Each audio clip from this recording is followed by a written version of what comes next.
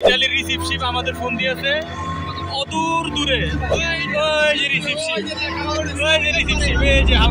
ভূমধ্যসাগরের উত্তাল ঢেউ উপেক্ষা করে মৃত্যুর ঝুঁকি নিয়ে ইউরোপের স্বপ্নের দেশ ইটালি যাওয়ার প্রবল ইচ্ছা যেন আরও তীব্র থেকে তীব্রতর হচ্ছে বিশ্বের বহু অভিবাসন প্রত্যাশীদের। দালালের হাত ধরে সাগরের অনিশ্চিত পথে ইউরোপ যাওয়া কষ্টসাধ্য হলেও দিন দিন যেন এই রোড বেশ জনপ্রিয় হয়ে উঠেছে।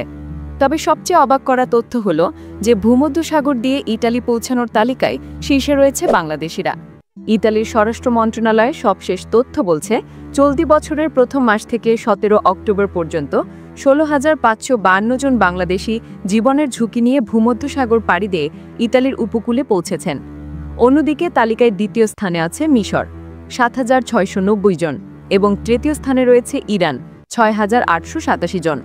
তবে দক্ষিণ এশিয়ার আরেক দেশ পাকিস্তান রয়েছে চতুর্থ স্থানে 3,726 জন অভিবাসী নিয়ে।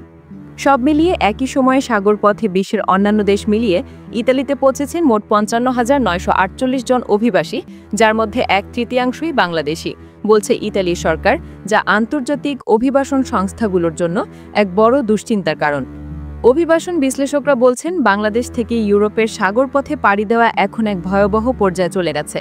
দালাল চক্রের আকর্ষণীয় প্রলোভন, বেকারত্ব বৃদ্ধি এবং ইউরোপের সাজানো স্বপ্নের মোহে অনেক তরুণকে ঠেলে দিচ্ছে অজানা এক মৃত্যুর পথে। ধারণা করা হচ্ছে 2024 সালের তুলনায় বর্তমানে এই সংখ্যা দ্বিগুণেরও বেশি হবে, যা অভিবাসন সংকটের নতুন মাত্রা তৈরি করবে।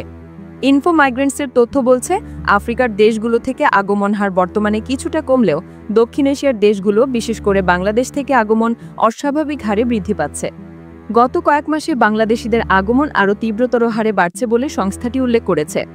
একদিকে দারিদ্রতা, অন্যদিকে বেকারত্বের চাপ, অন্যদিকে উন্নত জীবনযাত্রার আশায় ইউরোপ যাওয়ার স্বপ্ন পূরণ করতে বাংলাদেশের তরুণরা বেছে নিচ্ছেন এই ঝুঁকিপূর্ণ সাগর পথের অবৈধ যাত্রা।